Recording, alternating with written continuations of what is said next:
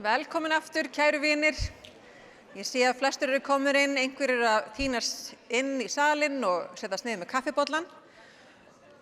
Mig langar að nota tækifærið og þakka kærlega stuðningsaðilum þessara ráðstefnu fyrir veittan stuðning. Þau hafa nefnilega styrkt okkur bæði með beinu stuðningi, þar að segja til dæmis með því að fá gróskuna hérna á svið til okkar. Það hjálpar svo mikið að hafa svona grænt og lifandi í kringum sig.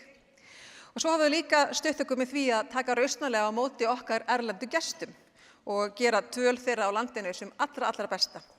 Þannig að ég vil þakka styrktaraðilum ráðstefnunnar kærlega fyrir. Einnig langar mig til að þakka sérstaklega kjölfestum okkar sem verða með okkur árinu 2026, afmælis árinu okkar. En þökk sé stuðningi þeirra, þá hefur festa svigrúm til þess að halda áfram að þróa starf sitt ár frá ári.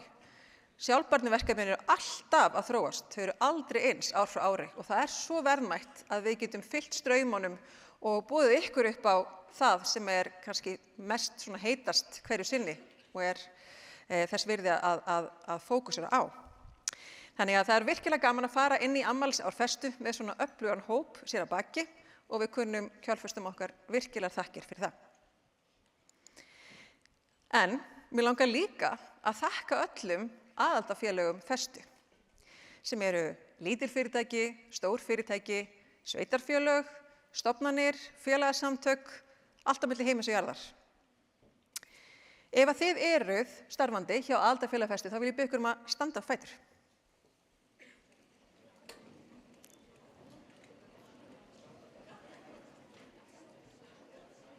Sjáu þennan glæsilega hóp.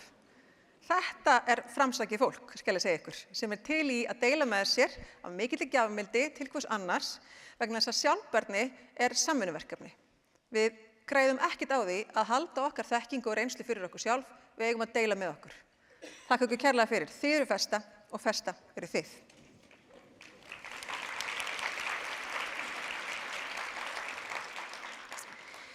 En nú langar mig að kynna á svið næsta ræðumann okkar. Og það er hann Dennis.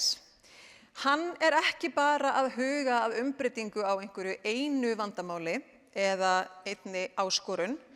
Hann er að reyna að breyta heilu kerfi. Nefnilega matvælakerfi heimsins. Hann Dennis, hann vinnur við kerfisgreiningar og kerfislíkanagerð hjá Háskólanum í Lundi. Og þið sem veit ekki hvað kerfislíkanagerð er, það er snilld. Vegna þess að það gefur okkur tækifæri til þess að teikna upp heilu kerfin og koma auga á ef við breytum einhverju hér á þessum tímapunkti, svona mikið, höfum þessa aðila með okkur, þá verður útkoman þessi. Þannig að við getum prófað okkur áfram og beitt kröftunum þar sem þeir hafa mest áhrif. Þannig að ég skiljilega ekki að okkur notum ekki öll kerfislíkanagerð svo við séum ekki bara öll einhverju blindni í okkar ákvörðunartöku. Þannig að ég er viss um að þó að þið séu kannski ekki að starfa í matvælageiranum í dag, að þá mun kynningin hans gefa ykkur nýjar hugmyndir það hvernig þið getið hugsað sambærilega þær áskoranir sem að þið standi frammi fyrir. Þannig að I want to give the floor to you, Dennis. Thank you. Hi, everyone. It's really nice to see the full house here on a Friday afternoon, especially after the coffee break, so I'm very glad everybody stays here, because the alternative could have been an early happy hour outside. If my computer allows me to work, there it comes. I'm a systems modeler. I look into complex and dynamic systems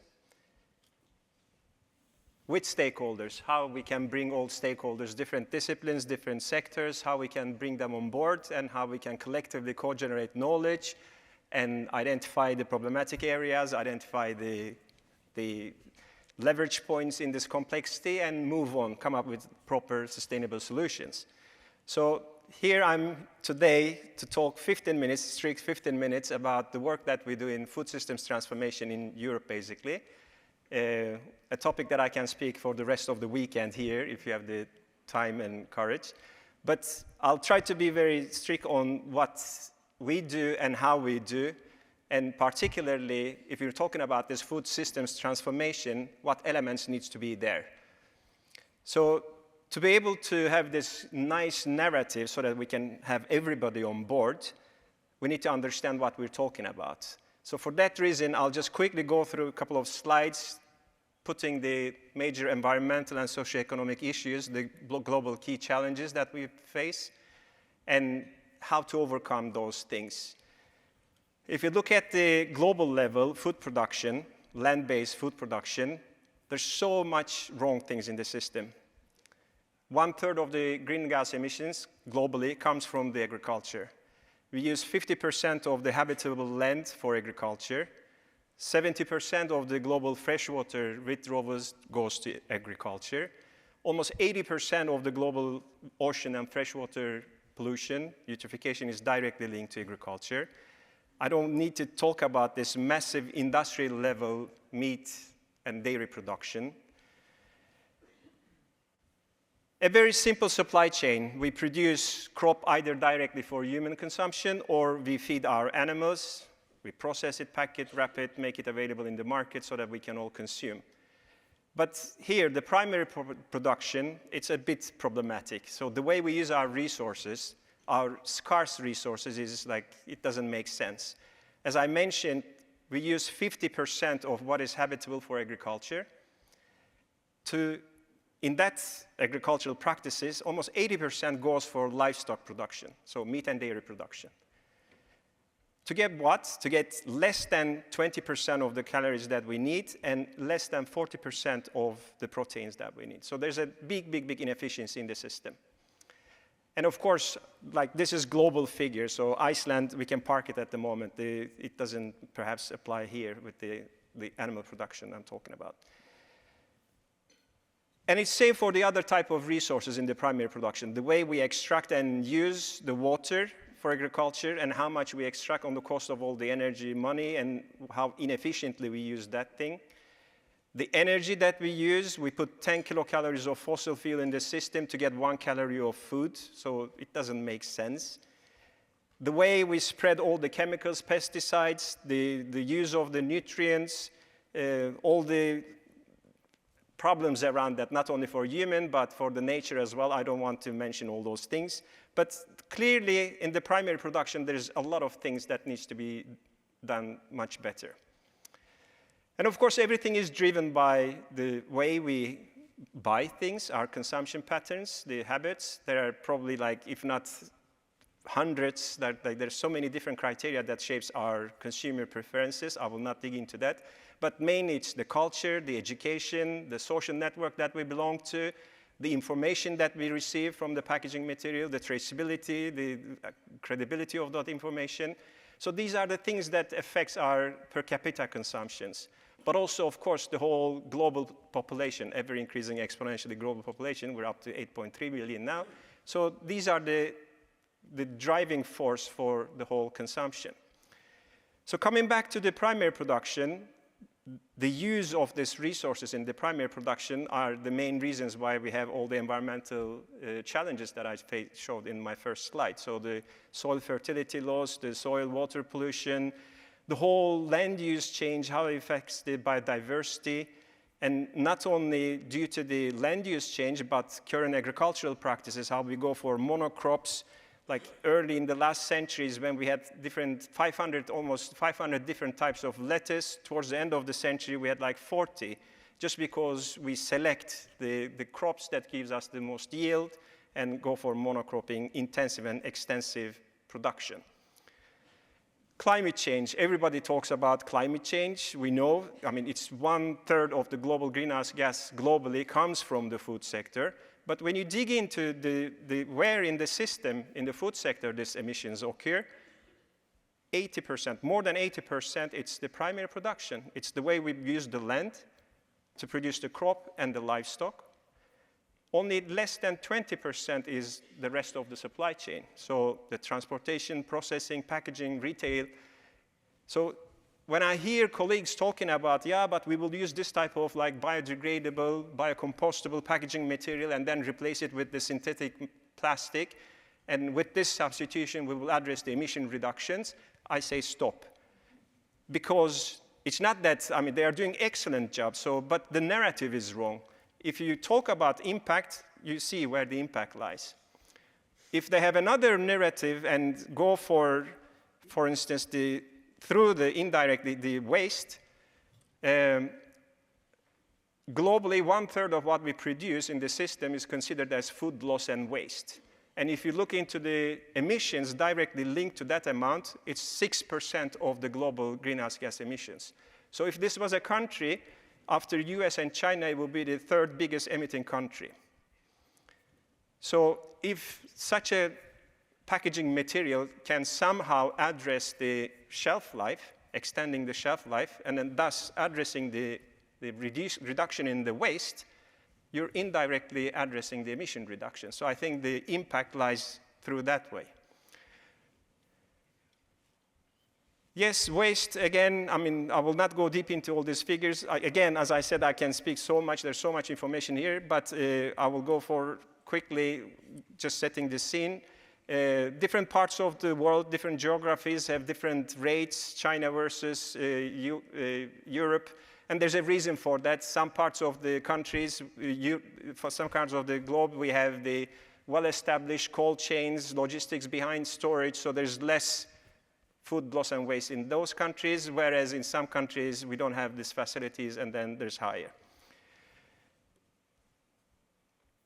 And it's not only the environmental issues. There's so much wrong on the socioeconomic side as well. So far, I only talked about the resources and environmental impact of that, but starting with the labor, the whole labor scarcity, the young generation not really willing to continue what they've learned from their parents.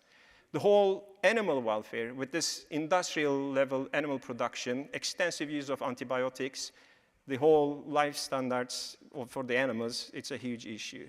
Food security, I mean, making it food available in the market is something, but making it accessible to all is a totally different thing. And that's why we fail, unfortunately, globally, having this global food inequality. Almost 3 billion people in this moderate to severe and severe zone, meaning that there are people going out days without nutritious, cheap, easily accessible food. And of course, if it's not accessible, if it's not consumed, it has direct impact to human health. And this is why we observe all this undernourished, almost 1 billion people globally, mainly in Asia and Africa, and projection says that will only increase. So these are all the wrong things in the system that we currently have globally. And of course, I mean, undernourished is something. We have so much problem with obesity, with overweight people, almost like 2 billion, more than 2 billion people globally again. The amount of money that it is spent for this sector, the pressure that we face in the economy in different countries, it's enormous. And these are all interlinked to each other. So how to identify the right solutions, right sustainable solutions?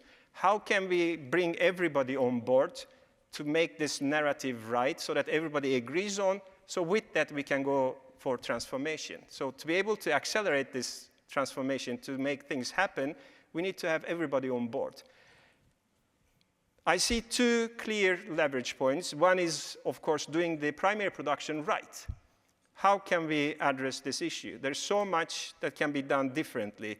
The whole regenerative agriculture, no-tillage, diverse crop rotations, the cover cropping, etc. Animal integration. So don't get me wrong, I'm not against the animal production, because I'll, in a second, talk about that. We need to have the animal in our systems to close the nutrient cycles.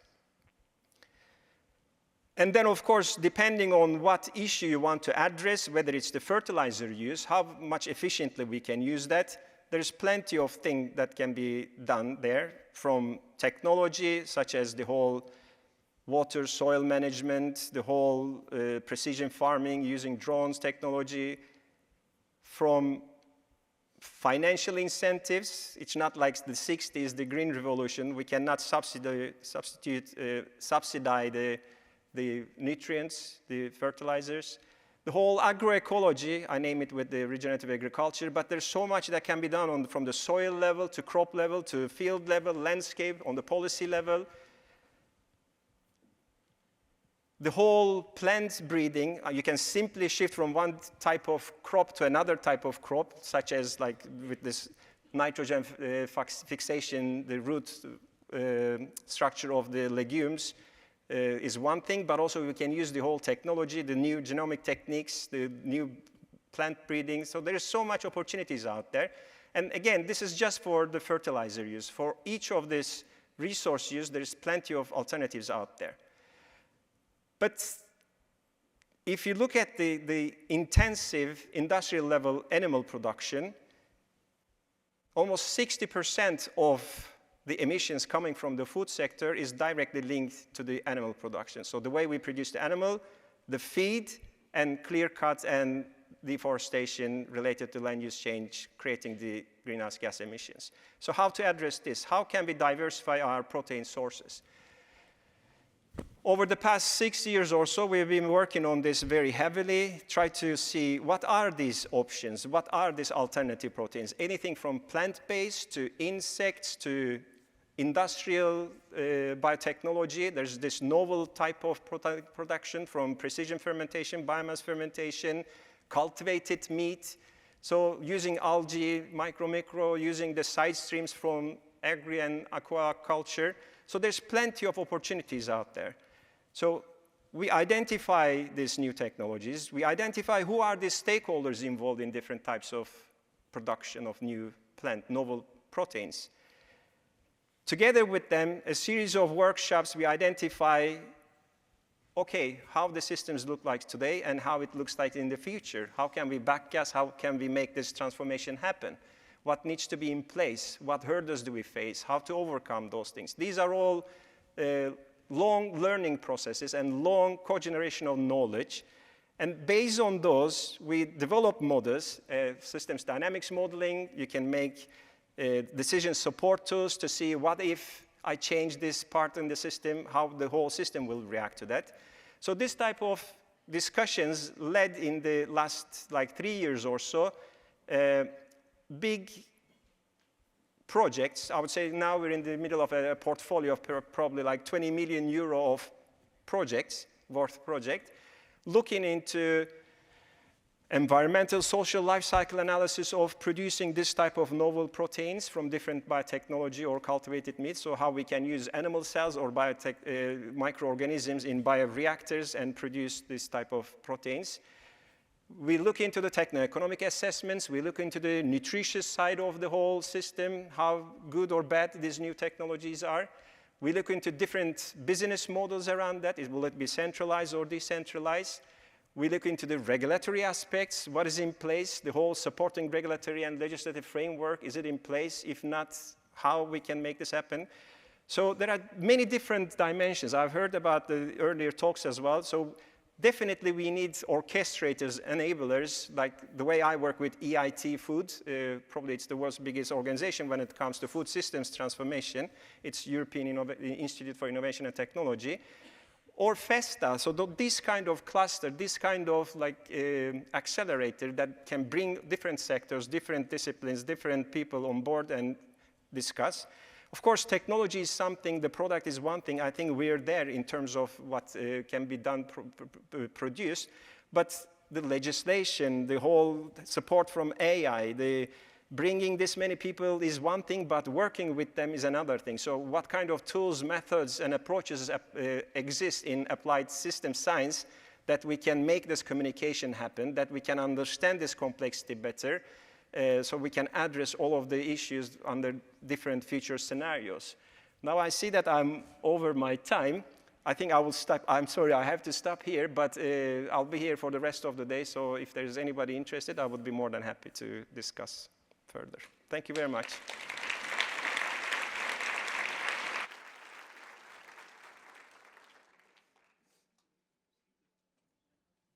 Ofbeldi í nánum samböndum getur verið ótrúlega flókið og margslungið fyrirbæri.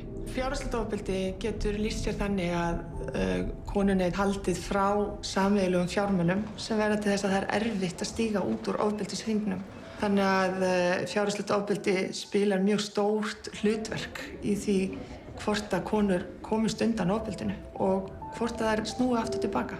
Við í Verði, við tókum það á ákvörðun í fyrra að bæta við í heimilisverndina hjá okkur neyðaraðstoð fyrir þolendur ofbeldis í nánu sambandi. Við viljum vera að horfa til samfélagsins og sjá hvar eru mögulega göt eða aukin þörf á vernd þegar kemur svona að kannski umfram hefðbundnum tryggingum og við leituðum til erlendra fagaðila og fyrirmyndra.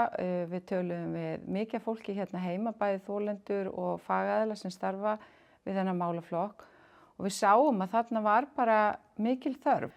Og það sem var mjög lærdómsríkt við þetta var að þau vorum að svona hanna verndina, hvernig hún þurfti að fara kannski aðra leiði í gegnum kerfið, hvernig væri tilkynnt við atburðurinn, hvernig við greiðum út.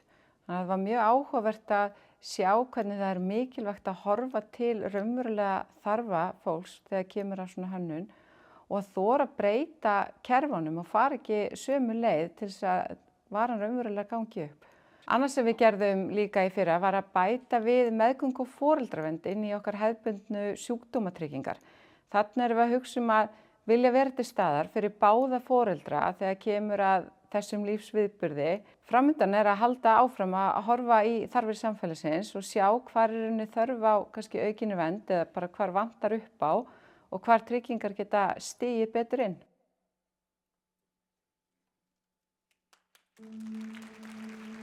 Við erum Íslandshótel, teymi af 1000 einstaklingum frá 60 þjóðernum og 18 starfsstöðum allt land. The world comes to us every day and we welcome it with open arms. Fyrir okkur er félagsleg sjálfbærni ekki bara verkefni, heldur ákvörðun. Ákvörðun vinnustað sem öll geta verið þau sjálf. Mannréttindi í framkvæmd en ekki bara á blaði. Jöfn tækifæri, inngildingu, öryggi og virðingu. Hinsegin vottun samtakanna 78 sem við fengum árið 2025 staðfestir 2 ára umbreytingu þar sem við fórum yfir allt sem mótar upplifun starfsfólks og gesta. Stefnur, verklag, samskipti, aðgengi og fræðslu. Á hverju ári tökum við á móti 1000 ólíkra gesta og 100 starfsfólks hvaðan af heiminum. Og vottunin er skýr yfirlýsing. Öll eru velkomin, öll eru örugg, öll eru virt. Umbreytingin byrjaði á einni einfaldri spurningu. Erum við að gera nóg? Að svara spurningunni krafðist hugrekkis. Hugrekkis til þess að brjóta upp hefðir, hlusta af einlægni og endurskoða samskipti, ferli og rými. Og við fræddum yfir 1000 einstaklinga og spurðum í hvert sinn. Tryggir þetta öryggi og virðingu fyrir öll. Og svo breyttum við, því það skiptir máli. And the impact was immediately visible. More stability, higher satisfaction, stronger connection, and enhanced trust. Starfsfólk sem treystir vinnustaðnum og treystir sér betur. Og gestirnir sem finna að hér sé rými fyrir öll. Og í ferðaþjónustu skiptir þetta gífurlegu máli. Ef eitthvað stendur upp úr þessari vegferð, þá er það þetta. Umbreyting hefst á einni ákvörðun. Ákvörðuninni að gera betur og gera það saman, líka í mótbyr. Fólkið okkar er hjartað, samfélagið okkar er ábyrgðin og framtíðin, jú, hún er okkar. Umbreyting er ákvörðun.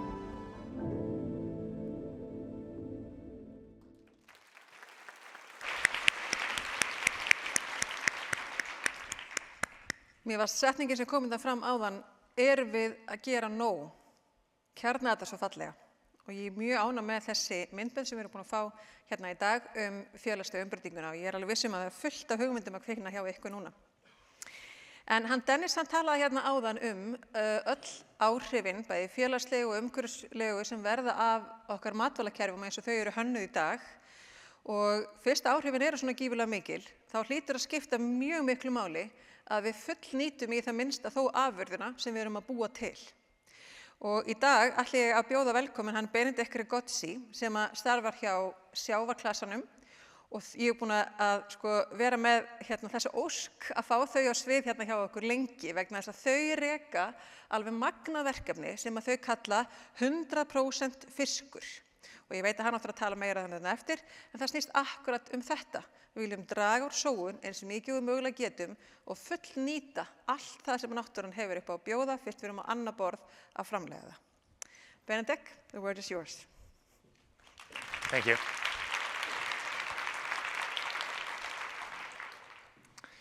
Greetings, everyone. It's my pleasure to be joining you today. In our line of work at the Iceland Ocean Cluster, we tend to ask ourselves a question every single day. How can we do more with less with our ocean resources? But before I actually dive into how we are working on answering this question, I would like to share a personal story of mine.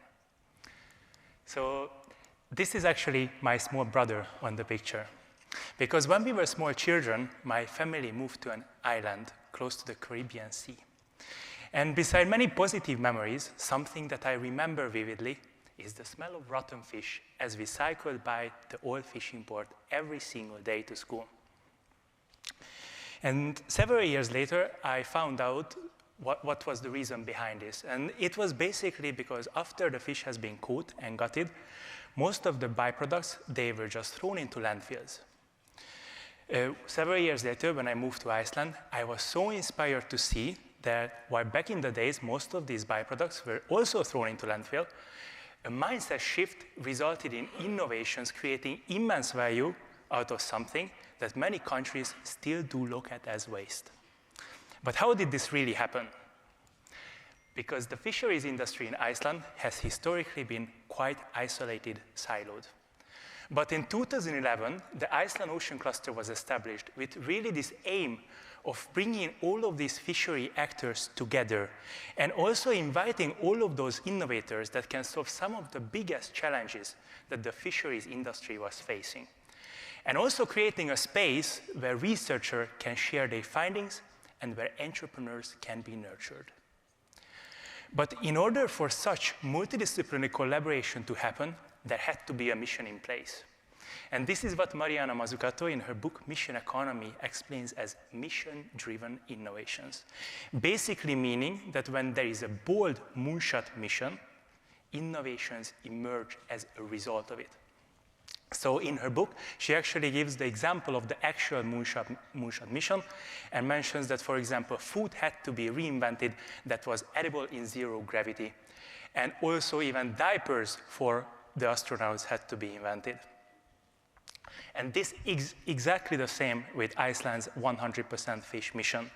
So this mission transferred waste into opportunity through all of these innovations, demonstrating how a clear, purpose-driven goal can unlock opportunities, collaboration, and entirely new value chains.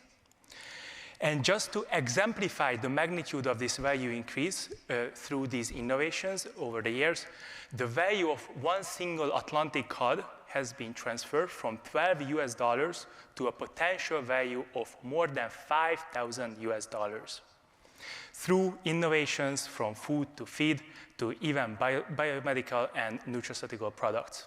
So for example, I'm sure that many of you have heard about the well-known example of Kerecis, who are turning the skin of the Atlantic cod into biomedical products. But we know that not everywhere is like Iceland, and not every fish is like Atlantic cod. We also know that globally we face the same challenges. Basically meaning that by sharing good ideas and best practices, we can learn from each other and solve each other's challenges so that we can think globally but act locally. And this is exactly the reason why we are involved in several international projects, such as the 100% shrimp, that is basically in collaboration with the biggest cold water shrimp fisheries in the world, Royal Greenland, and also Primex, a marine biotechnology company that we actually have in-house at the Iceland Ocean Cluster. And basically what Primex is doing, that taking the prawn shells, creating chitin, and turning it into chitosan that can be even used in skincare applications. But really the main objective of this project is to close all of those supply chain gaps that currently exist and apply this zero waste mentality across the entire Nordics. And this is really just part of the movement that we are seeing, that there is opportunity on a global scale to turn all of these byproducts into opportunities. And a lot of this work is actually driven by our sister ocean clusters. And of course, many of the 100% fish companies. So today I have a few of my favorites with me that I want to introduce you to. Probably you might have heard about some of them. So for example, Unbroken is one of these really innovative examples. They are basically turning the salmon protein into sport supplements. Then also one of the most underutilized parts of the fish, the salmon blood, is actually being turned into biomedical products by Salmonix. And last but not least, Hovdis, who are actually turning the fish meal into skincare products, a company that I'm really proud to be the co-founder of. But in order to accelerate this global transformation, we are actually really proud to announce that we recently received the largest grant at the Iceland Ocean Cluster's history from Builders Vision. And really the main objective of this grant is to create a 100% fish playbook and also a 100% leadership program to lift up all of those 100% leaders around the globe, so that we can replicate what Iceland has achieved, but on a global scale. So this isn't just about fish anymore. It's about proving that when you bring the right people together around a clear mission, you can reshape entire industries. And this is how you can do more with less. Thank you.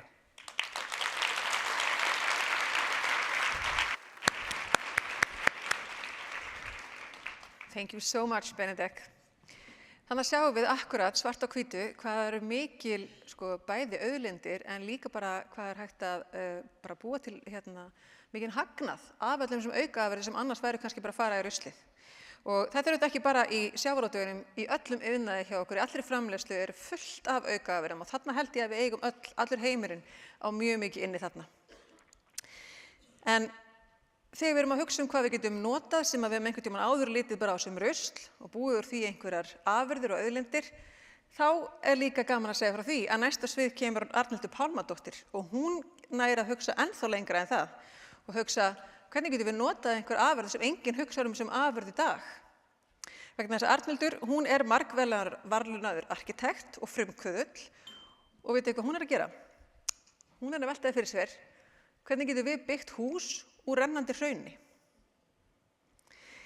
Hún hefur unnið að alls konar verkefnum, bæði þeim sem að snúa því að lækka kolefnisspor framtíðar borgan okkar, en líka að hugsa á algjörlega nýjan hátt hvaða byggingarefni við gætum mögulega notað í framtíðinni. Arnhildur, gjörðu svo vel.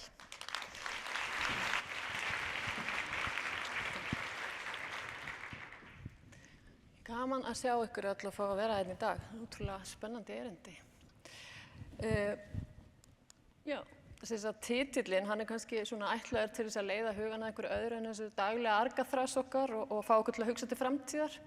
Og svo vísar hann líka í verkefni okkar Lavaforming hjá SAP Arkitektum, en ég mun ræða meir það síðar. En umræðan hið manngerða umhverfi svolítið óspennandi. Við erum svolítið í slagorðum og fyrirsögnum bílakjallara, bílastæði, borgarlína, kassar, vondi verktakar. En það ekki þetta sem skiptir máli vegna þess að það sem raunverulega skiptir máli umhyggja fyrir fólki og hvernig okkur líður í húsunum og í kringum þau. Og arkitektur líka í krísu, við erum hluta mest mengandi kerfi í heimi og við erum í mörgum tilfellum ekkert sérstaklega tengd verkefnunum okkar því miður. En af hverju fór ég í arkitektúr? Ég ólst upp hjá föður sem var byggingatæknifræðingur og ísrúndurnar okkar voru einhvern veginn svona.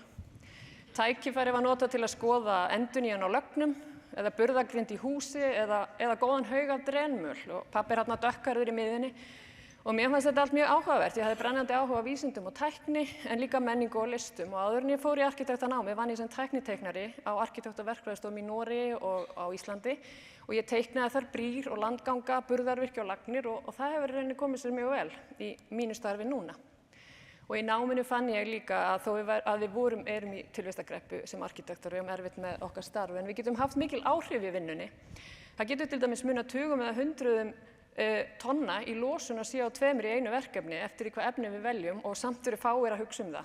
Og við getum líka sparað mjög mikinn pening með því að nýta efni betur, byggja léttar og vanda okkur, en við erum ekkert endilega að spá í það svo mikið heldur.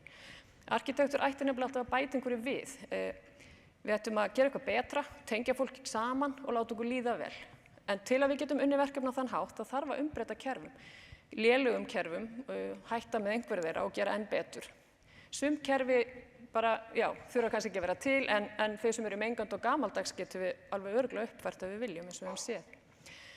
Og til að finna minn flöt og arkitektúr og mannvirkjagerð þá fann ég fljótlega út að ég þyrfti að nálgast verkefnin úr 2 áttum og tengja þau við minn þverfaglega áhuga og annars vegar nútímann innan núverandi kerfa þar sem við hönnum hús og sendum inn byggingarumsóknir og skipuleggjum hverfi og hins vegar í framtíðinni með því að ímynda okkur kerfi og samfélag framtíðarinnar.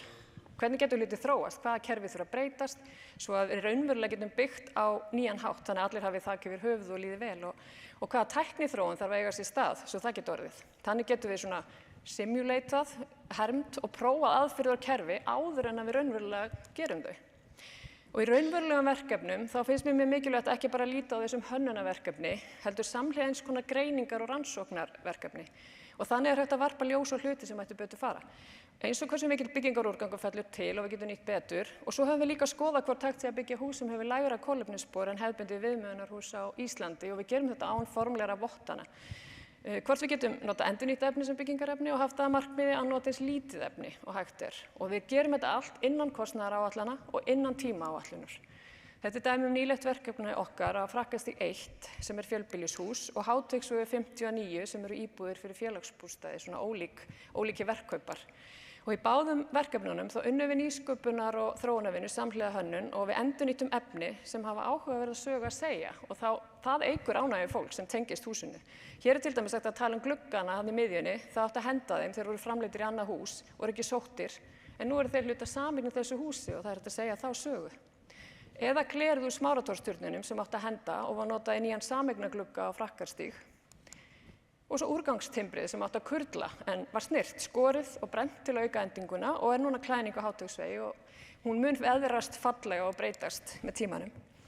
Og vegriðin sem átti að fara í orkufreka bræðslu í Evrópu en eru nú hluta veðurkápan á Frakkarstíg ásamt steinunum og grunninum en þeir voru skornir í flísar, fluttir og skornir til. Og það átti að segja þá sögu til dæmis að vegriðin, þau kom annars vegar frá brúi við Fnjóská og hins vegar frá Þjórsárbrú og þetta er alltaf bara skemmtilegt að geta sagt þessa sögu. Við getum líka talað um afgangsál sem átti að henda, sem var byggt og umbreytt í eitthvað nýtt og bjargað frá ruslahaugnum. Þetta er bara nokkur dæmi þá rannsóknar og nýsköpunarvinnu sem tengjast báðum þessum byggingum. Og hér eru niðurstöður greininga á báðum húsunum, svona lífsferilsgreininga sem við gerum til að meta kolefnissporið og það þurfti ekki að breyta neinum reglugerðum eða setja hvata til að vinna þessi verkefni. Þau voru ekki dýrar í heildina og tímaáætlunin hélt.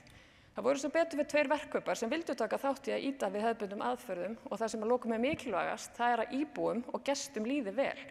Og það eykur verðmæti byggingana. En tilgangurinn með þessu verkefni er alls ekki að allir noti vegrið utan á hús eða brendan við. Tilgangurinn er að vekja athygli á því að við erum með óhugnanlega stóra úrgangsstrauma sem við verðum lítið vör við. Hreint byggingarefni sem endar sem úrgangur af því við förum svo illa með það. Rífum mjög mikið á húsum líka sem er full nýtanleg. Við hendum svo miklu magni af byggingarefnum, steinefnum, timbri og gleri að magnið samsvarar næstum því 3000 einbýlishúsum á ári og við erum inn í tímabili umbreytinga og nú þurfum við bara að læra að endurmeta verðmæti. Hitt stóra vandamálið er orka og hversu mikil orka fer í framleiðslu á nýjum efnum, niðurrif á byggingum og framkvæmdir. Og þó við tölum svona orkuskipti, þá hefur það aldrei gerst. Við höfum alltaf verið með orku add-on. Eins og við sjáum á þessu grafi, það minnkar aldrei notkunin á þeim orkugjafi sem vorum að nota áður. Ástæðan er auðvitað að það krefst orku að framleiða infrastruktúr fyrir allt sem gerist við orkuskipti og við notum alltaf meira og meira af efnum og auðlindum samhliða þessum skiptum. Þannig að við þurfum alveg aðeins að hugsa þetta líka. Getum við bara farið í orkuskipti? Og til að gera raunverulega breytingar þá þurfum við að þora að gera umbreytingar á kerfum sem ekki að virka eins og við segjum.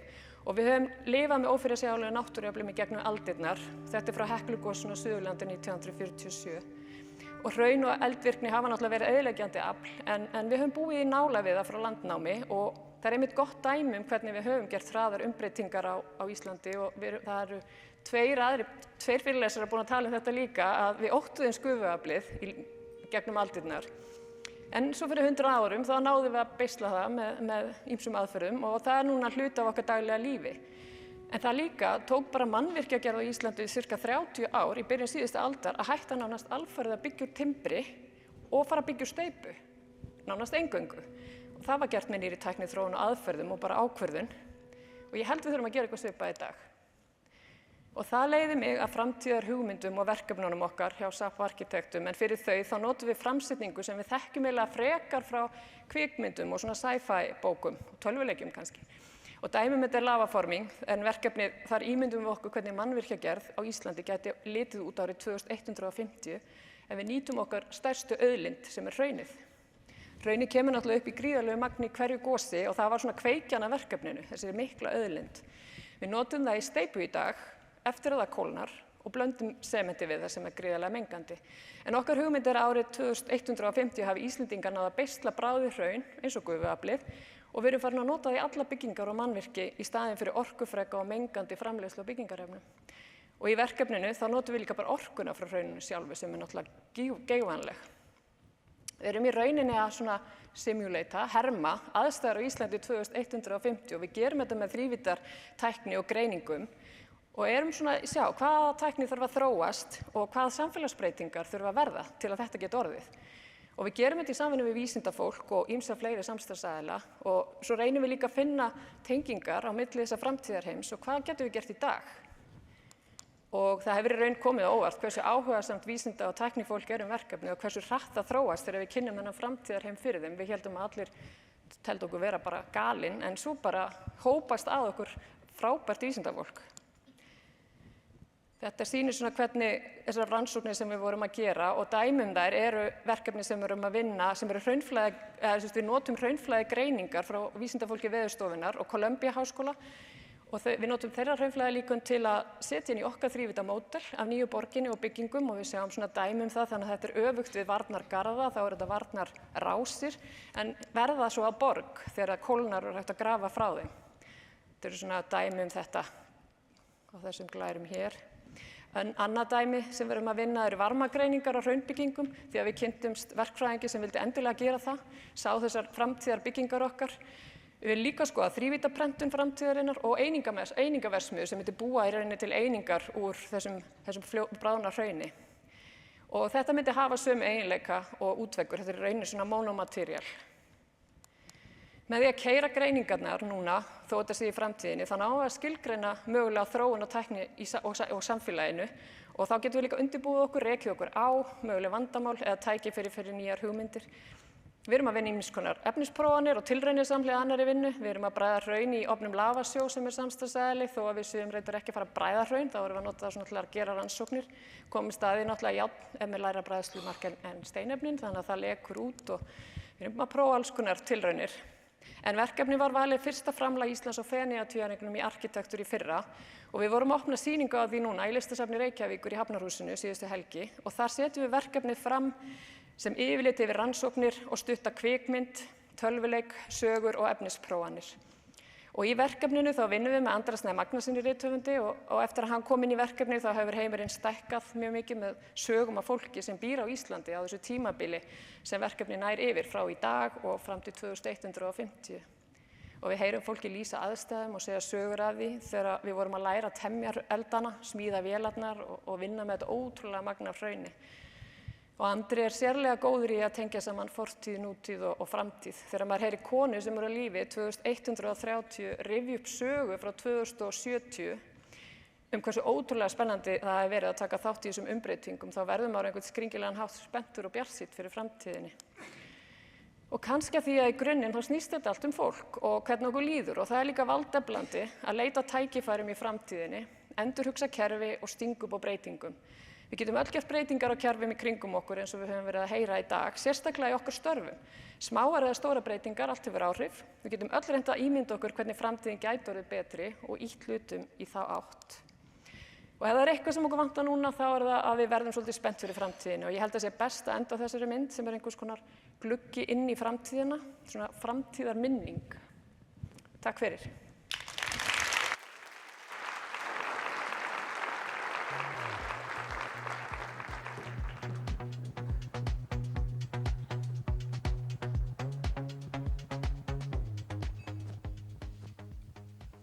Við komum okkur saman það að við það sem að við höfum kannski alist upp við daminni först og þá frá í gamli kallinn að byrja. Stefán Pálsson opnaði þetta í rauninni að vísa til sagnfræðinnar hér, þá ætla ég að leyfa mér að gera það líka og vitna í orð sem að höfð eru eftir bresk-írska stjórnmálamanninum og sagnfræðingnum Edmund Burke, sennilega seint á 18. öld eða í byrjun 19. aldar, þegar hann sagður hafa sagt all that is necessary for evil to triumph is for good men to do nothing.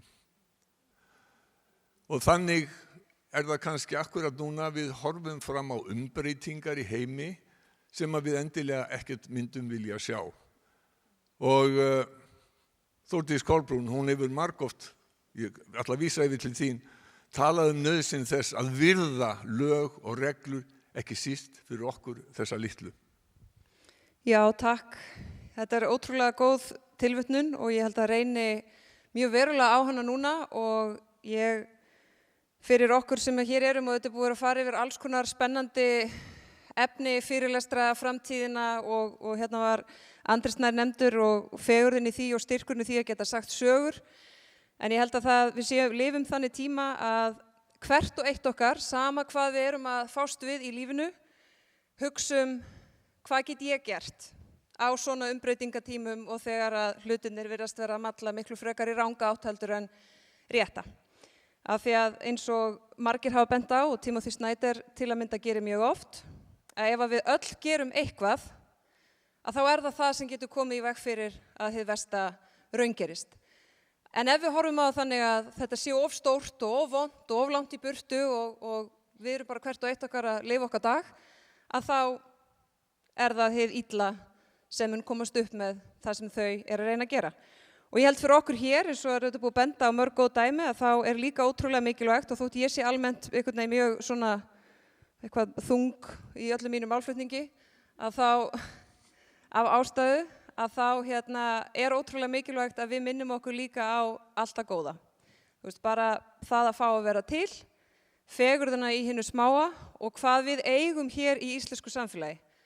Í öllum samanburði erum við fáránlega heppin og við höfum heilt yfir haldið nokkuð vel á málum, meðal annars vegna þess að við höfum verið í skjóli, kerfis, sem nú mögulega bara einfaldlega að brotna. Og það ótrúlega mikilvægt að minna sig á hvað við höfum og hvað þess virði að verja og berjast fyrir. Að vera, þú veist, að vanda sig og skila sínu og vera virkur borgari í frjálsu samfélagi.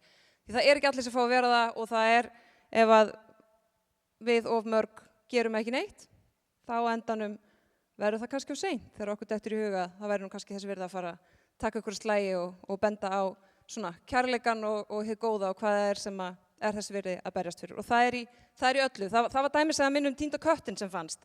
Það var bara, þú veist, við höfum öll hlutverk að gegna og að það að reka samfélag kallar á og hvert og eitt okkar finna okkur hlutverk til þess að gera gagn í þessu samfélagi. Bæði okkar samfélagi, nær samfélagi, íslensku samfélagi og síðan samfélagi þjóðanna. Já, það því miður ekki þannig að við lifum í hinum besta af öllum mögulegum hugsanlegum heimum eins og Voltaire skrifaði í Candide, birtingi hásátadeilu sinni á sínum tíma, en við megum ekki gleyma okkur í svartsýni þrátt fyrir það og ég tek undir með Þórdísi Kolbrúnu hér að hvert og eitt okkar hefur hlutverki að gegna við okkur, fyrir mér það eiginlega beinlínis skylda okkar hvers og eins að berjast fyrir því sem við höfum, lýðræði, jafnrétti, mannréttindi, frelsi einstaklingsins, þetta kom ekki af sjálfu sér. Og þetta getur horfið ef við berjumst ekki fyrir því sjálf og munum það á hverjum einasta degi að þakka fyrir það að við búum í einu besta landi heimsins. En þrátt fyrir allt, eins og Hans Rosling skrifaði í Factfulness fyrir 10 árum síðan, heimurinn betri núna heldur en hann var fyrir 20, 40, 50 árum. Alveg rétt og ég held að sé ótrúlega mikilvægt fyrir okkur að minna okkur á að allt sem við fáum að njóta miklu auðveldara að taka burt heldur en það var að berjast fyrir því og byggja það upp. Og það rétt sem hann sagði og ef við byrjum saman bara við mannkynssöguna að þá líka, þó það sé pínu dark, þá líka mikilvægt að minna sig á að þessi velsæld heilt yfir og sérstaklega fyrir okkar heimshluta, okkur líður eins og þetta hafi verið í mjög langan tíma, þetta bara ein manns ævi og í raun undantekning frá svona mannkynssögunni. Þannig að suma daga líður mér eins og þetta sé einhvern veginn orðið eitthvað svona óhjákvæmilegt, þetta þurfi bara að verða verra til þess að við einhvern veginn föttum að þetta, geti aftur orðið betra. En þó ég sé ekki alltaf bjartsýn, þá ég samt ennþá mjög vongóð, af því að ég veit að við getum gert það sem þarf til þess að koma í veg fyrir það. En til þess að gera það verðum við að sjá veruleikann eins og hann en ekki eins og við viljum hafa hann, og við getum ekki talað einhvern veginn veruleikann eins og hann var fyrir 30 árum eða 50 eða jafnvel 10 eða jafnvel 3, mögulega jafnvel 1, heldur eins og hann raunverulega Takk fyrir okkur.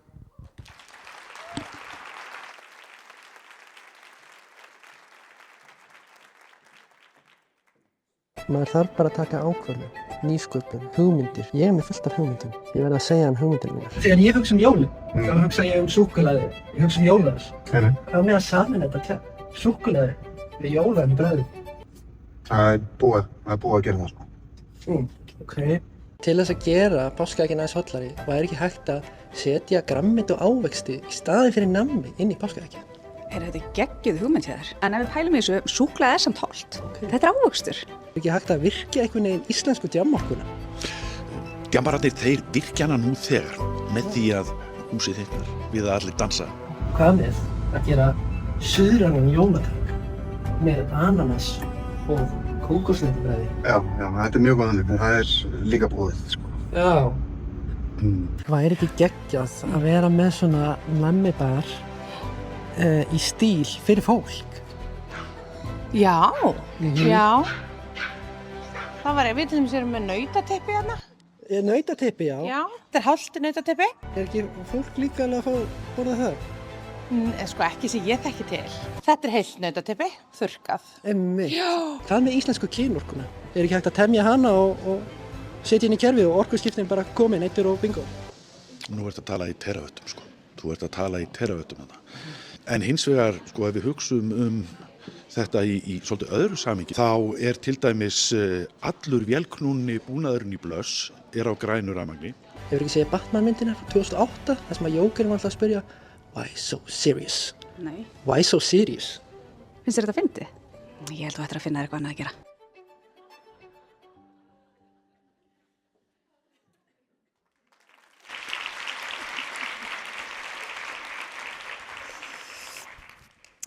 Jæja, næst á svið hún Ragnhildur Þórðardóttir, betur þekkt sem Ragga Nagli. Og ef þið eruð ekki að fylgja henni á samfélagsmiðlum nú þegar, hvað eru þið búin að vera að gera undanfarn ár, langar mig að segja. Hún Ragga alveg frábær, hún mjög fjölhæf og gerir alls konar. Hún hefur gefið út bók, hún heldur út í hlaðvarpi, hún rekur sálfræðistofu í Kaupmannahöfn. En kannski flest okkar sem að fylgjum henni einmitt á samfélagsmiðlum höfum bara persónulega reynslu af því að hún stappar í okkur stálið. Og hún hefur alltaf að reyna að fá fólk til þess að fara í þessa heilsuumbreytingu.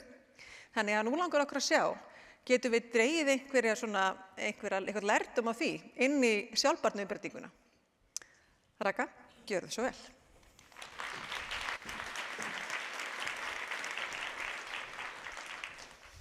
Takk fyrir. Gaman að vera með ykkur.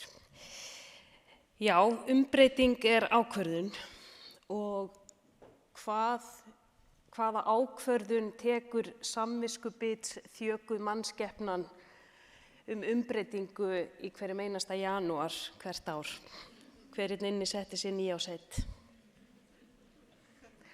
Og hvert tengdist það heilsu, líkamlegum umbreytingum. Það nefnilega sem rannsóknir sína. Nú, nýjársheit og syndaaflausn það sem við setjum okkur.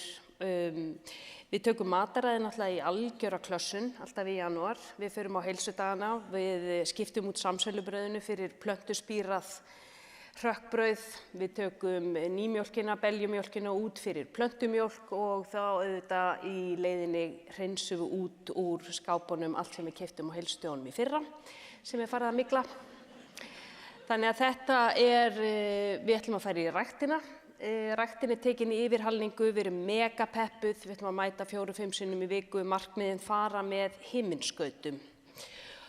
Og það sem við sjáum að vindurinn yfirleitt úr blöðrunni svona í kringum páska. Það það sem að rannsóknir okkar sýna, að meira segja svona megnið af fólkinu farið að tínast verulega út hann í kringum valentínusardag. Það eru konfektkassarnir sem að þeir heilla meira heldur en svitastorkinn ræktarsalur. En þetta eru svona 3,74 mánuðir að meðaltali sem við höldum okkur við venjurnar og rannsóknir sýna að það séu 9% sem ná markmiðum sínum, sem þýðir að það rúmlega 90% sem að setja sér þessi sömu markmið aftur og aftur ár eftir ár. Einhver að tengja? Mögulega. Og af hverju viðhaldast ekki venjurnar? Og þá kemur nú okkar starf sálfræðingana inn. Og hér í kvöld, eða í dag, þá finn ég verulega til smæðar minnar og vanmáttar því að hér innan þessar kanónur sem hér eru með PHD og fleiri skammstafanir fyrir aftan nafnið sitt, að þá get ég alveg sagt að þú getur smíðað öll öppin sem þú vilt, vinur. Ég í því að breyta hegðun fólks og ekki bara einhverju hegðun heldur heilsuhegðun. Þannig að ég mögulega reyna að kljúfa atóm. Og þá þurfum við að skoða vanafræðin, hvernig verður hegðun að venju. Við ætlum okkur heimsyfirráð eða dauða í janúar, oft í september líka. En vanafræðin sýnir okkur að það séu hænuskrefin sem blífa, en ekki þessi heimsyfirráð. Og hvernig verður hegðun að venju? Nú, við erum með þessi 4 lögmál hegðunarbreytinga. Við sjáum einhverja vísbendingu í umhverfinu sem þá til dæmis eins og að sjá kökur í skál. Við löpum frá kaffistofunni og það eru kökur í skál og heilinn í okkur túlkar, heyrðu, síðast þegar við borðum þessar kökur, það var gaman. Þannig að við teygjum okkur í, það viðbragðið okkar, það hegðunin, við setjum hann upp í munnin og hvað fáum við? Við fáum verðlaun sem heitir dópamínrúss allan líkamann. Mjög líklega mun þessi hegðun verða endurtekin af því að hún var verðlaunuð. Hegðun sem verðlaunuð, hún festist í sessi. Og við getum notfært okkur þessi 4 lögmál til þess að hjálpa okkur að gera hegðun að venju með því að gera hana auðvelda, augljósa og aðlaðandi. Þekkið þið íþrótt sem heitir krulla, curling. Já, þetta er mjög einkennileg íþrótt. Þarna einhverjir menn sem í einhverjum svona skrautlegum búningum, 4 að skúra gólf og einn hendir einhvers konar uniti, þið sjáu þekkingu mína á þessari íþrótt. Það sem við erum að gera í dag að við erum að skúra með því að gera hegðun okkar auðvelda, augljósa og aðlaðandi. Við erum að finna til öll æfingafötin, við erum að setja æfingatöskuna fram, við erum búin að finna allt niður í sokka og nærbuxur. Hversu oft hafið þið staðið í búningskljáunum ekki verið með hreina nærbuxur? Hinn minnsta mótstaða getur orðið til þess að við hættum við. Og hegðun verður ekki venju. Þannig að við erum að skúra svo að framtíðarsjálfið okkar bara slæti inn í heilsuhegðuna, rétt eins og í krullu. Og við erum að gera hana auðvelda, við erum að gera hana augljósa, við erum að gera hana aðlaðandi með því að verðlauna okkur, við getum fengið okkur prótínshake eftir æfingu, við þurfum að festa hana í sessi. Nú, við viljum mastera mætinguna og yfirleitt erum við ekki að huga að því að bara hinn minnsta mæting, hún skiptir máli. Það er þessi hænuskref. Við finnum hið fullkomna æfingaprógram, við ætlum að fara í ræktina 5 sinnum í viku í 90 mínútur og þetta er það sem við ætlum að gera. Og ég man eftir, ég ætla að segja ykkur eina sögu á skjólstæðingi, hún myndi endilega að fara að byrja að synda. Og hún var alltaf einhvern veginn að detta út og þegar ég fór að fletta ofan af þessu þá var hún að reyna að fara 3 í viku að synda 800 metra í senn. Og ég segi henni af hverju þetta fara svona oft og af hverju þetta synda svona lengi, vegna þess að ég var þar þegar ég hætti. Geturðu farið kannski 1 sinni í viku og syndi 200 metra? Æ, það tekur því ekki. En þú ert að fara 0 metra í marga vikur. Þannig að við erum svona svolítið í þessu allt eða ekkert hugsun. Þannig að masterum mætinguna og byggjum svo ofan á hana. Festum venjuna í sessi og svo getum við fara að beita einhverju ákefð og lengd og tíma. Þannig að það getur lækkað þröskuldinn svolítið fyrir mætinguna. Nú, það sem við sjáum að lífið hendir í okkur vesenni. Þetta nú ekki alltaf bara, við erum ekkert að slæta neitt eins og í krullunni. Það við erum búin að ná góðu rönni í mataræðinu og það kemur einhver múæsing í vinnunni og það allir að fara eitthvað út í eitthvað pizza og bjór og eitthvað og við bara svona rúllum með, ætlum ekki að vera einhver félagsskítur og rúllum með. Nú þá náttúrulega allt ónýtt, er það ekki? Og þá kemur gaur sem ég kalla fuck it, þekkið hann? Æ, fuck it maður, ég bara, þú veist, á morgun, bara ég byrja eftir á morgun. Og við fyrum heim og eftir pizza kvöldið og fáum okkur Pringles og þú veist, þetta er á morgun, þið vitið það er svona vítt þar sem alla syndir fara og deyja, að hvernig við bregðumst við því að þessi á morgun teygist oft fram á mánudag og fram í næstu viku og jafnvel bara fram á 1. janúar 2027. Þannig að hvernig bregðumst við hindrunum, hvernig bregðumst við því þegar lífið hendur í okkur vesinni, þá segi ég, ef það er eitthvað sem ég takið með ykkur í dag, ekki missa tvisvar. Næsta máltíð verður góð. Ég fer á æfingu aftur á morgun, þannig að ekki missa tvisvar. Nú, oft hugum við ekki nógu vel að umhverfinu, þessu físíska umhverfi. Umhverfi er ósýnilega höndin sem stýrir hegðun. Hvaða valkostum erum við að umkringja okkur með í eldhúsinu? Og ég segi, úr sjónlínu er úr sálinni, out of sight, out of mind. Það sem er innan seilingar, það fer ofan í vélindað. Þannig að við getum alveg séð hvað erum við að setja, hvað er fyrsta sem lemur á glyrnuna þegar við opnum skápana, er það eitthvað hollt eða er það eitthvað óhollt. Síðan er það þetta félagslega umhverfi. Hvernig vitið einhverju CrossFit? Hafið engar áhyggjur, hann mun segja ykkur það. Þið þekkið það að fólk fyrir CrossFit til þess að koma sér í form og allt í einu er að koma með hnélífar og það er komið einhverja lyftingaskó og það er fara að borða eins og neandertalsmaður. Það sem CrossFit gerði var að búa til samfélagi kringum það að hreyfa sig. Það sem að sú normaliseraða hegðun sem við viljum taka þátt í, að hún er samþykkt innan þessa hóps. Þannig að við getum annarkvort búið til hópa eða farið inn í hópa þar sem að okkar hegðun sem við viljum framkama, að hún er normal. Nú, raunveruleg umbreyting felst í að breyta sjálfstalinu, að breyta sjálfsmyndinni. Markmiðið er raunin ekki að hlaupa maraþon, markmiðið er að verða hlaupari. Þannig að við viljum vera ræktarpési og heilsumelur. Og þá er bara hver einasta heilsusamlega máltíð og hver einasta ferð í ræktina, hver einasta æfing verður greitt atkvæði fyrir þá sjálfsmynd. Þannig að hér er samantekt, ég er komin 2 mínútur fram yfir. Elva, þú varst mjög bjartsýn að setja bekkjarsysturina gömlu hérna og ætla að láta hana halda sig við það. En takk fyrir mig kærlega.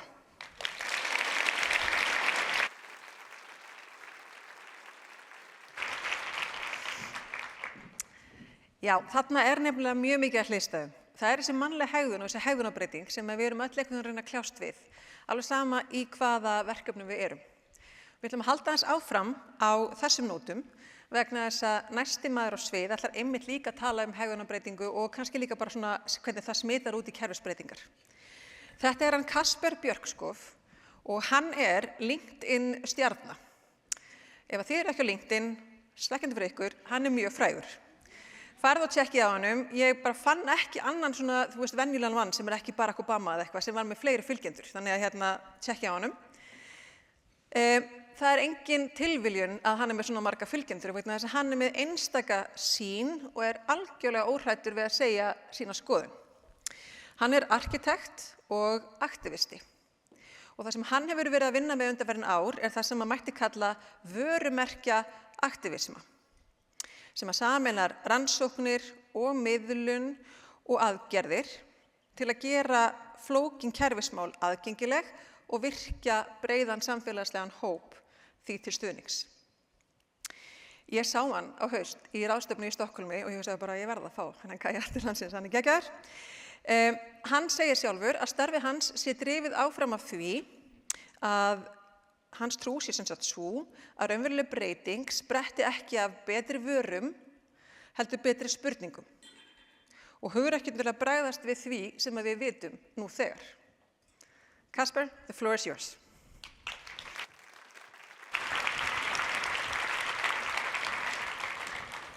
"90 days, that's all it took to mobilize an entire building industry.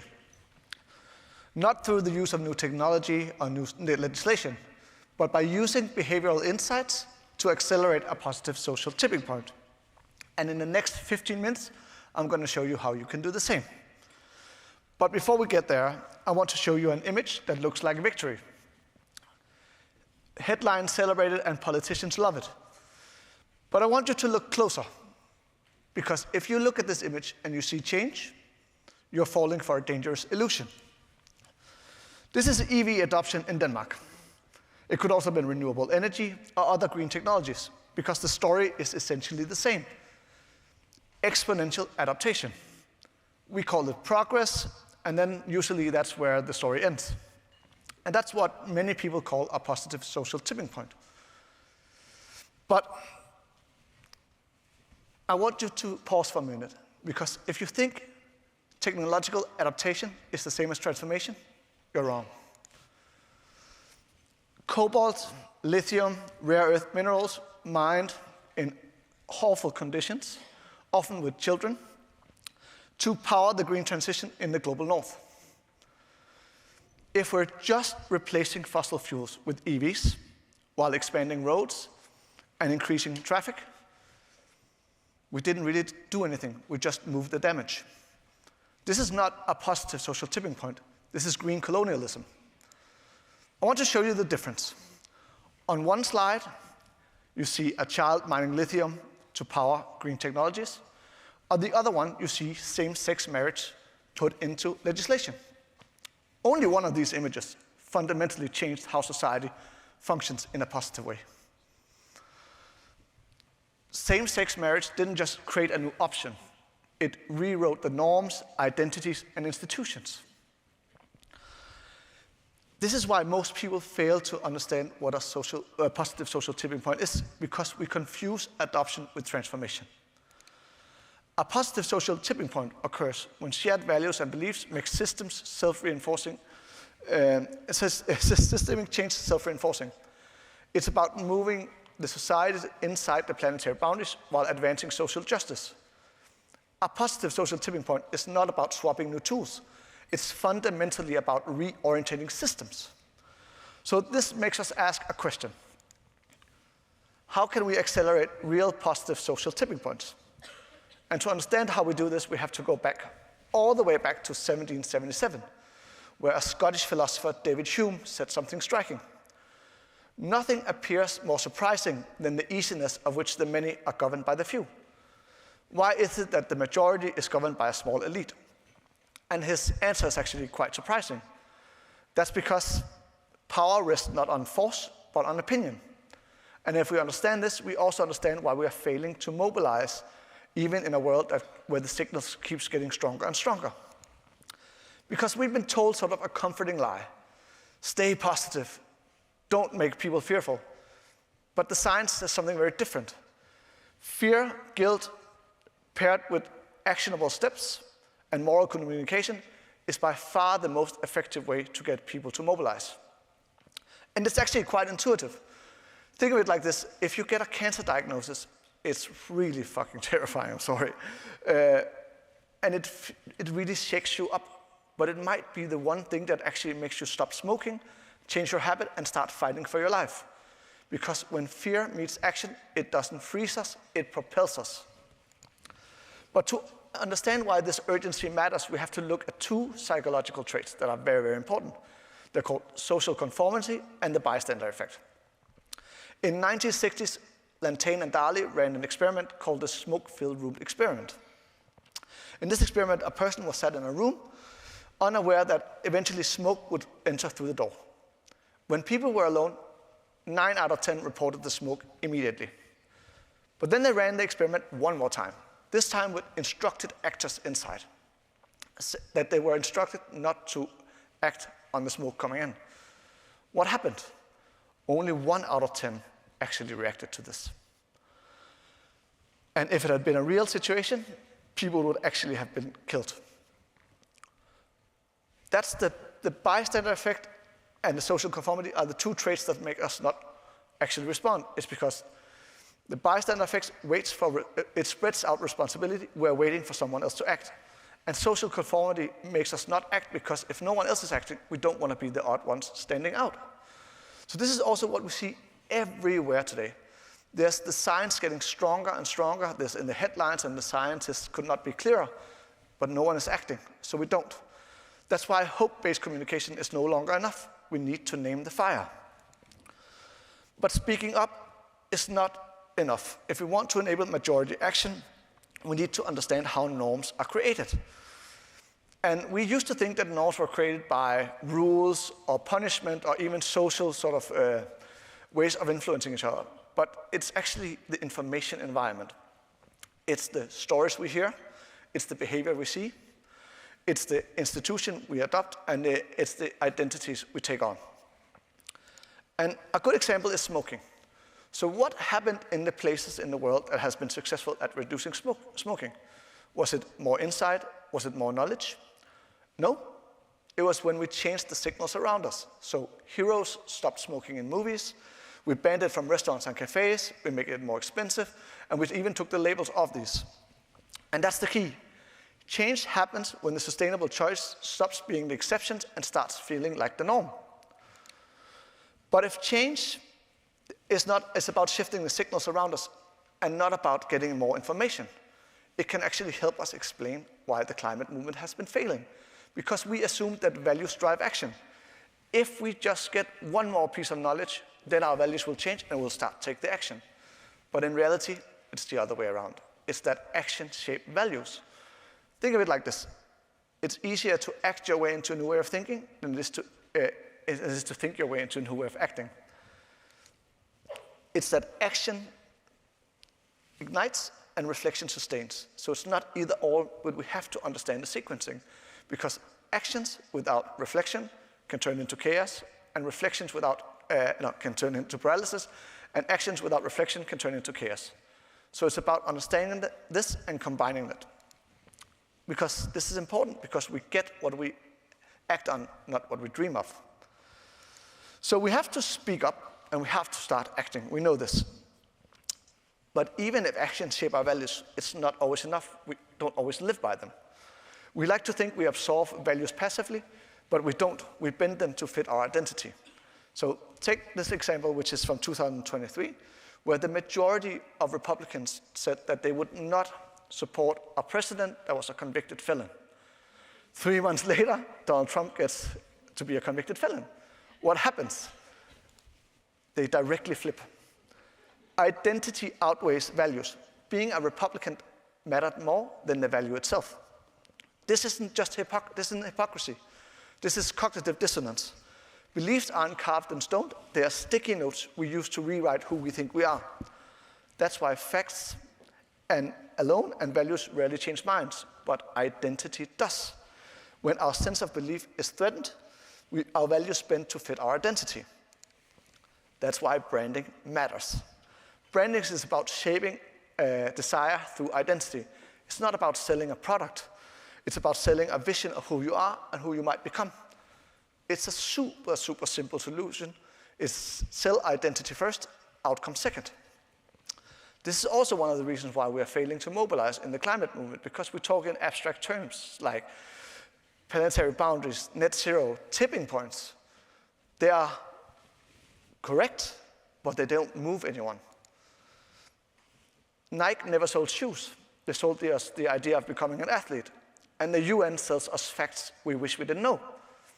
That's the difference. This is how change happens, not by spreading an idea, but by building an identity around them.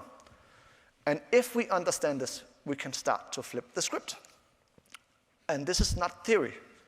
We did this. We created a movement called the Reduction Roadmap. It was about a vision about getting the building industry inside the climate, to follow the climate science, and to guide the transition towards a sustainable future. And we succeeded.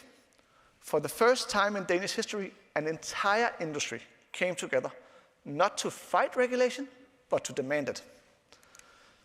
And we did it in just 3 months by using these insights.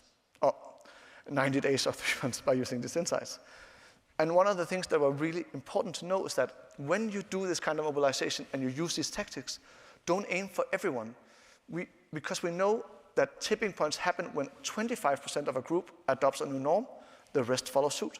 So don't think you have to please everyone. Just please the ones that are easy to convince. And by doing that, we mobilized 900 plus companies, by far the majority of all workplaces in the industry in Denmark. We secured stricter regulation and caps on how much emission a new built square meter can emit. But more importantly, we moved what is called the Overton window. What was previously seen as radical and delusional became the norm. And it was supported by the entire industry and even political parties. But there's one really important lesson. There's no company or no person can do this alone. We often try to enable these positive social tipping points through individual adaptation, but it will never work. Because if we had gone to all of the people in the industry and said, just follow our roadmap, they would have been outcompeted by the companies that didn't care. They would just have been shittier and cheaper and wouldn't have followed the climate science. Instead, we said something else. We said, let's all come together to ask for legislation change that changes the rule for all of us. It evens the playing field. That's the reduction roadmap is the proof of this. Collective action turns vulnerability into strength. And I just want to end on these two curves, because on the left, it's technological adoption. One new innovation replacing this, or tool replacing this. The system on the right is about replacing systems and enabling new norms and behaviors and values. And they look the same. That's why we often conflate the two things, and we often misunderstand what a positive social tipping point is, because adaptation is not transformation. That's why we should not ask, how do we speed up adaptation of technology? We should ask, what values, norms, and system needs to change to enable a better system, and how do we scale those up? Because real transformation is not a product. It starts when we name the behavior that feels normal but should no longer be acceptable.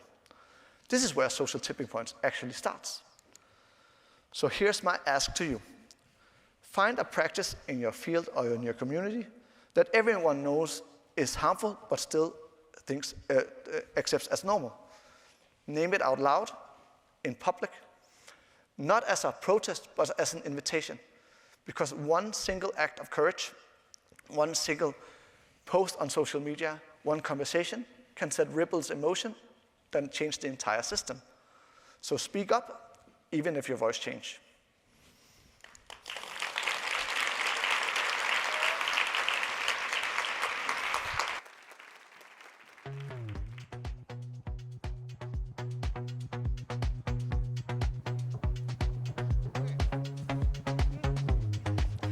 Hæ, góðan og blessaðan föstudaginn. Já, djöðlir ég ána með þið, Palli. Hinni voru allir hinum yfir borðið og hengu hérna yfir kertunum.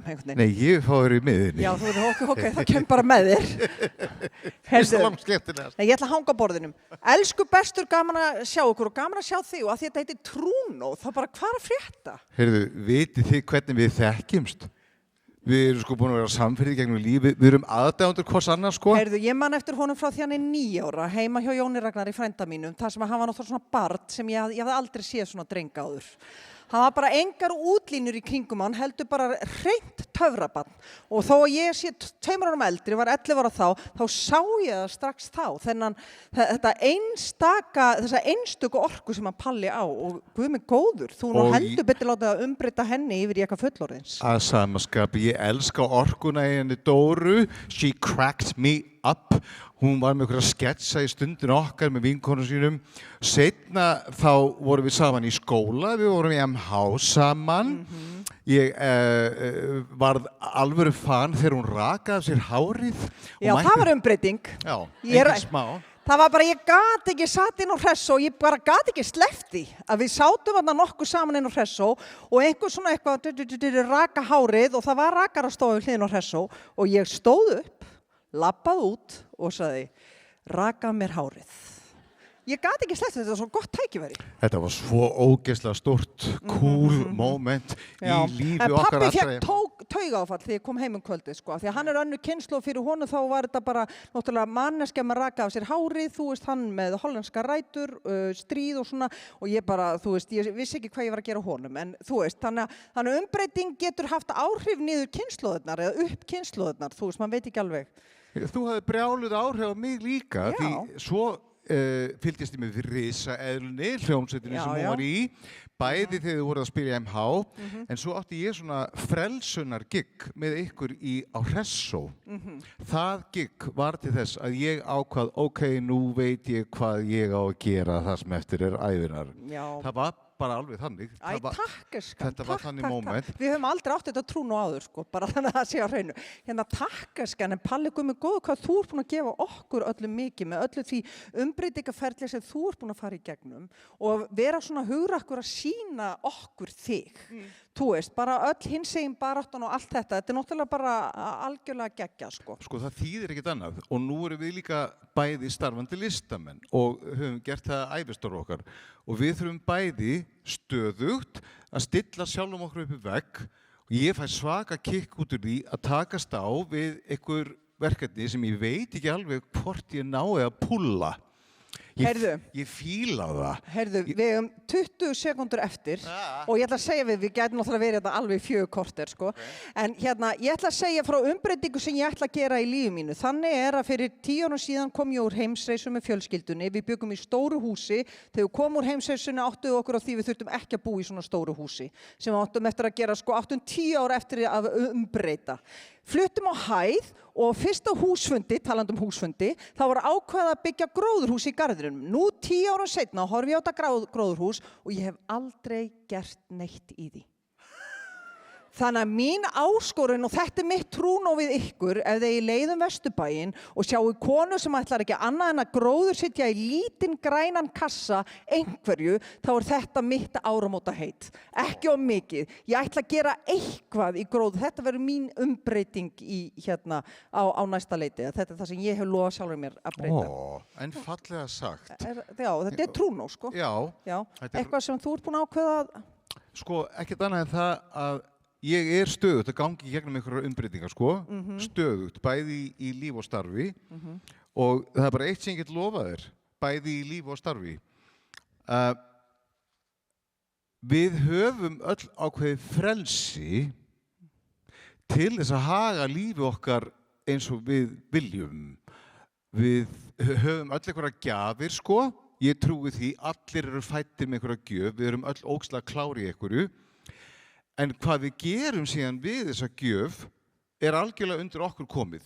Nú erum við bæði með gjafir sem við auðséð höfðum, alveg frá barnæsku, og við erum bæði búin að hlúa að þessum gjöfum og rækta þær.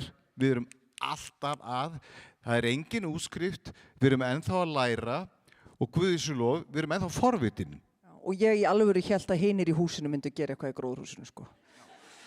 En það þetta moment í lífun þegar þú áttar það á, ef þú átt gróðurhús, þá verður að stíga inn í það sjálfur og gera vinnuna. Og það nefnilega málið. Það stöðugt verið að tala það að við þurfum að berjast ykkur frelsi og frelsi og frelsi, en málið við erum nú þegar frjáls, við höfum bara bönns af frelsi til þess að annarkvort rústa lífi okkar eða byggja það upp.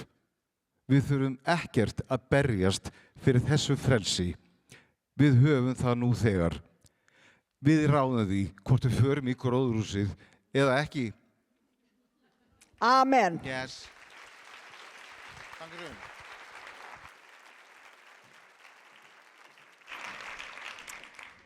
Við mætum bara öll í gróðurhúsið, það ekki? Við förum bara og skellum okkur hanskunum og tökum okkur skófluna. Ekki vandamálið. Jæja, gott fólk. Þessi dagur fer senn að klárast og mér þykir það bara pínlítið sorglegt því það bara svo ógeðslega gaman. Ég samt alveg ótrúlega glöð að akkurat þið völduð að koma á þennan viðburð með okkur í dag vegna þess að ég hef fulla trú á því að það hafi ekki verið óvart. Vegna þess að ég þekki mjög mörg ykkar og ég veit að hérna inni akkurat sá kraftur og svo orka sem þarf til þess að fara í umbreytingar, stórar sem smáar á allskyns sviðum. Og sem færir okkur nær því samfélagi sem við viljum sjá. Samfélagi sem byggir á mennsku og tækifærum fyrir alla. Umbreytingin líka nú þegar hafin, auðvitað hún það.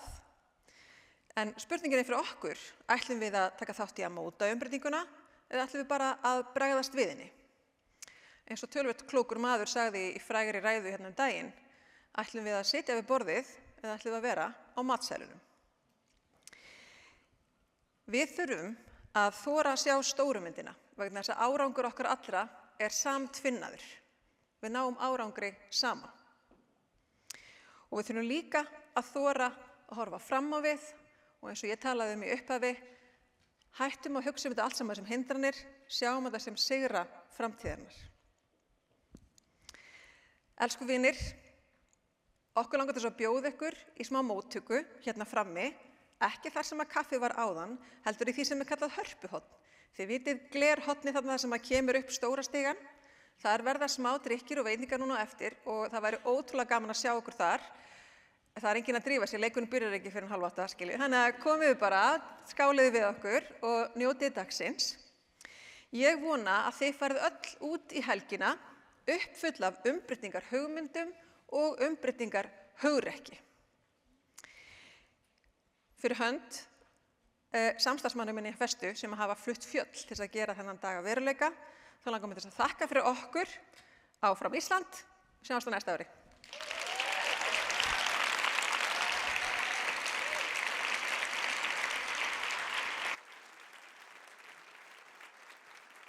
Þið eru með heita. Ekki hægt að nýta þetta heita vatn til þess að rækta risarækjur? Stjórnin keypti þetta algjörlega, en seldi aftur. Planið að gera drykk sem innblásin af íslenskri náttúru. Og hvað íslenska? Íslenski fiskur. Þú setur roð í drykkinn og þegar maður opnar hann, þá gýsur hann á húrónum sem maður sé bara komin að horfa á strokk. Þetta allt búið. Þetta ekki nýtt. Það eru 5 ár síðan við komum með þetta. Eru þið með drykk sem Það er hann ekkert að gjósa, sko. Svona hamstrahjól væri alveg tilvalin gjöf fyrir litla fræðamenn, sko. Já. En þetta þyrfti eiginlega að vera stærra. Hann myndi ekki passa í þetta, sko. Nei, ekki með svona líka fyrir krakka. Nei, það nú ekki til hjá okkur. Nei, En þetta en gæti þetta verið hugmynd. Já. Já. Ekki alltaf að vera að segja fólki hvað það er að fá. Bara koma með eitthvað tilefni. Varst að lenda í sambandsslitum. Hérna er break-up súkkulaði. Eða varst að útskrifast. Hérna er útskriftasúkkulaði. Og þið bara ákveðið eftir tilefni hvað súkkulaði er. Þetta er geggjuð hugmynd. Mér finnst þetta geggjuð hugmynd hjá þér. En bara pælingin þú veist, break-up súkkulaði, væri það ekki eitthvað súkkulaði súrt? Já. Þið viljið náttúrulega gera gott í samfélaginu líka, þannig að það er náttúrulega mikill leikskólavandi. Þið gætu í rauninni búið til dæmis starfsmönnum upp á einhvers konar barnapössun. Já, það er eitthvað sem við höfum verið að skoða. Þið hafið verið að skoða? Já, getum mögulega verið með. Ok, og í leiðinni þá gætu þið verið að þjálfa næstu starfsmenn bankans. Þið þjálfið börnin til þess að vera starfsmenn. Við hvað næst að tala? Var eitthvað að segja frá því að þetta var því? Já, ég veit ekkert hvað að tala um. Þetta er geggjað, sko. Það fyrsta sem ég hugsaði þegar ég sá þetta var hvað með að vera með svona nammiskammtara fyrir fólk. Það væri alveg Já, þannig að setja bara nammið í Já, ég ræði ekki við mig, þannig að þetta þarf að vera þannig að ég get ekki, ég kemst ekki í það. Þannig ég bara Sko, þú gætir faktiskt síðan sett nammi í þessi skammtara. Ok, þetta virkar alveg líka fyrir. Ég veit ekki hvort einhver hefur gert það, Nei. en það gæti alveg virkað, sko. Ok. Þetta var í góð jólagjöf. Já, þetta var fyrir nammihangur. Þetta sem með appi, skilur. Þannig að þú getur konuna þína bara skammta þína. Vá, einmitt, já, það er brilljant. Já. Vá.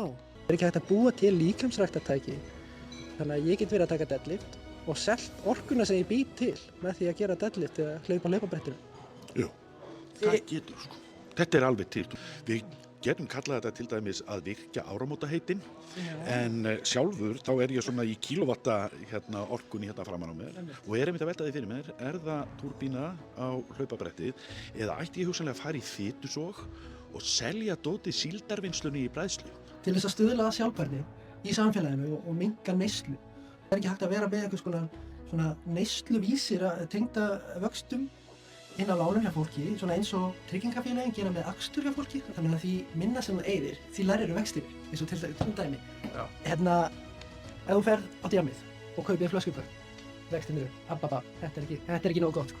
Ef þú ferð til Tenni, Ásgeir, seðlabankastjóri yrði brjálaður, vextir upp. Ef þú sparar, vextir niður. Hvernig líst þér á þetta?